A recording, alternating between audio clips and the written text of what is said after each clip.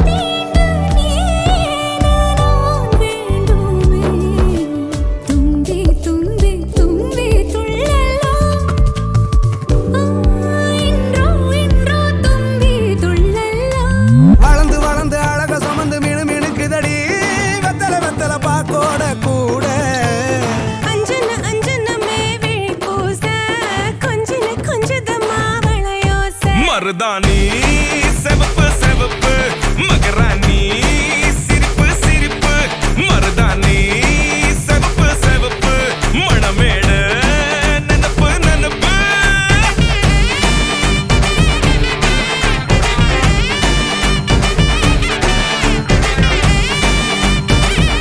பல்லாண்டு பல்லாண்டு பல்லாயிரத்தாண்டு பல கோடி நூறாண்டு இந்த தம்பதிகள் சிறந்த முறையிலே வாழ வேண்டும்.